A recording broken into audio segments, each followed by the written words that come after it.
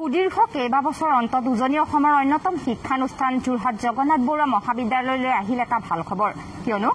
2020 বৰ্ষৰ উচ্চতৰ মাধ্যমিক চূড়ান্ত পৰীক্ষাত এইখন মহাবিদ্যালয়ৰ অংকুৰজ্যোতি ভূঞাই বাণিজ্য শাখাত অসমৰ ভিতৰতে পঞ্চম স্থান দখল কৰিবলৈ সক্ষম হৈছে অংকুৰজ্যোতিৰ ঘৰ তিয়কৰ দ গোৱালগাঁৱত আৰু অংকুৰজ্যোতিৰ সাফল্যত উৎফুল্লিত যোৰহাটবাসী হয় অংকুৰক লৈ এতিয়া আনন্দিত সকলো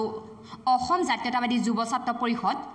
সদৌ অসম ছাত্ৰ সন্থাকে ধৰি বিদ্যালয়ৰ ছাত্ৰ ছাত্ৰীসকলে ফুলাম গামোচাৰে সম্বৰ্ধনা জনায় অংকুৰজ্যোতি ভূঞাক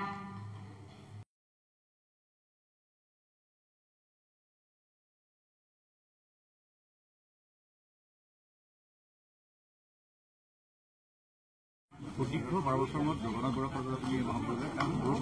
হয় এই গৌৰৱৰ অংশীদাৰ হ'ল কি ক'ব আৰু আমাৰ যি প্ৰথম আহি আছে মোৰ যথেষ্ট ভাল লাগিছে মোৰ নিজতকৈ আচলতে এই ক্ষেত্ৰত মই বেছি সুখী যে মই কলেজখনলৈ গৌৰৱ কঢ়িয়াই আনিব পাৰিলোঁ কলেজৰ ছাৰ বাইদেউ হয়তো বহুত আশা কৰিছিলে যে কলেজৰ পৰা এটা পজিশ্যন পাওক বুলি গতিকে মই ছাৰ বাইদেউসকলক মই বেছি সুখী কলেজখনলৈ মই গৌৰৱ কঢ়িয়াই আনিব পৰাত মই আচলতে বেছি সুখী আৰু মই ভৱিষ্যতে মই এইখন কলেজৰ ছাত্ৰ ছাত্ৰী এই কথাই ক'ব বিচাৰিছোঁ যে নিজে যদি ভালদৰে অধ্যয়ন কৰি যায় তেন্তে বেলেগকৈ একো প্ৰয়োজন নাই তেওঁলোকেও এনেদৰে একো এটা স্থান লাভ কৰিব পাৰিব ভৱিষ্যতে মই এজন IAS বিষয়া হোৱাৰ সপোন আছে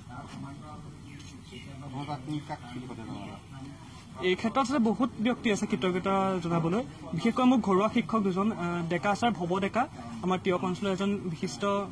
ঘৰুৱা শিক্ষক তেওঁ মোক নিজৰ ল'ৰাদৰে ভাবে তেওঁ সকলো কমাৰ্চৰ ছাবজেক্ট মোক চাই দিছিলে বিজনেছ ষ্টাডিজ চাই দিছিলে একাউণ্টেঞ্চি CMS ভালদৰে চাই দিছিলে আৰু তাৰ লগতে লিটাৰেচাৰ ছাবজেক্টকেইটা সংযুক্তা বাইদেউ চাই দিছিলে গতিকে মই তেওঁলোকক বেছিকৈ কৃতজ্ঞতা জনাম আৰু তাৰ লগতে মোৰ পৰিয়ালৰ সকলো মানুহকে মই কৃতজ্ঞতা জনাম কাৰণ তেওঁলোকে মোক প্ৰতিটো পদক্ষেপতে সহায় সহযোগিতা কৰিছিলে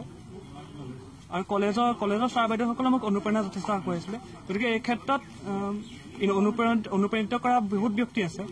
মই মাত্ৰ পৰীক্ষাহে দিছিলোঁ মোক অনুপ্ৰাণিত কৰা ব্যক্তিসকলে আচলতে ইয়াত গুৰুত্বপূৰ্ণ ভূমিকা আছে পঢ়া বাহিৰে মই গান গাই ভাল পাওঁ অভিনয় কৰি ভাল পাওঁ খোল বাদ্য প্ৰসংগ কৰি ভাল পাওঁ লিখি ভাল পাওঁ কিতাপ পঢ়ি ভাল পাওঁ শিক্ষাৰ ক্ষেত্ৰত যদি কোৱা হয় মহাবিদ্যালয়ৰ যি পৰিৱেশ তাতকৈ গুৰুত্বপূৰ্ণ হয় ইয়াৰ পৰিৱেশ ঘৰুৱা হয় ঘৰখন যেনেকুৱাই নহওক সেই পৰিৱেশখন তেনেকুৱা কি কৈছে যিটো পৰিৱেশ ঘৰুৱা যিটো পৰিৱেশ ঘৰুৱা পৰিৱেশে মূল তোমাৰ ঘৰখন যিটো পৰিৱেশ কেনেকুৱা আছে শিক্ষাৰ ক্ষেত্ৰত আমাৰ ঘৰৰ পৰিৱেশটো যথেষ্ট ভাল মোৰ মা দেউতাই প্ৰতিটো পদক্ষেপতে মোক সহায় কৰি গৈছে মোক সদায় ছাপোৰ্ট কৰে আৰু তাৰ লগতে মোৰ দাদাহঁতৰ পৰা মই যথেষ্ট অনুপ্ৰাণিত হৈছোঁ মোৰ দাদা দুইজনো কমাৰ্চৰ ডাঙৰ দাই পঢ়া এৰিলে বিশেষকৈ খালি সৰু দাই এতিয়া পঢ়ি আছে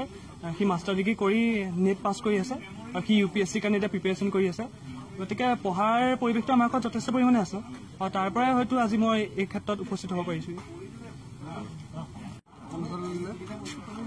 আজি হায়াৰ ছেকেণ্ডেৰী পৰীক্ষাৰ ঘোষিত ফলাফলত যোৰহাট জিলালৈ 4জনকৈ ছাত্ৰ ছাত্ৰীয়ে যি গৌৰৱ কঢ়িয়াই আনিছে তাৰ কাৰণে আমি অসম জাতীয়তাবাদী যুৱ ছাত্ৰ পৰিষদে সঁচাকৈ আমি আনন্দিত হৈছোঁ আৰু এই গৌৰৱ কঢ়িয়াই অনাৰ ক্ষেত্ৰত বিশেষভাৱে আমি ক'ব লাগিব যোৰহাটৰ ঐতিহাসিক জগন্নাথ বৰুৱা মহাবিদ্যালয়ত আজি 10-12 বছৰ ধৰি এনেধৰণৰ কোনো ফলাফল নাছিল এই বৰ্ষত বাণিজ্য বিভাগত 5 নম্বৰ স্থান দখল কৰি অংকুৰ ভূঞা নামৰ ছাত্ৰজনে যি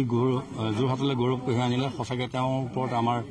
অসম জাতীয়তাবাদী যুৱ ছাত্ৰ পৰিষদ যোৰহাট মহানগৰ সমিতিৰ লগতে আমি কেন্দ্ৰীয় সমিতিৰ তৰফৰ পৰা তেওঁক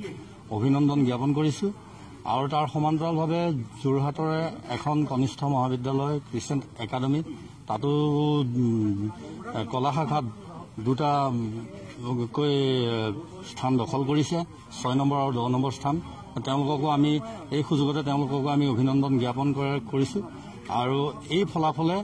সমগ্ৰ অসমৰ লগতে যোৰহাটলৈ যি গৌৰৱ কঢ়িয়াই আনিলে তাৰ কাৰণে আমি অসম জাতীয়তাবাদী যুৱ ছাত্ৰ পৰিষদে অশেষ ধন্যবাদ তেওঁলোকক জ্ঞাপন কৰিছোঁ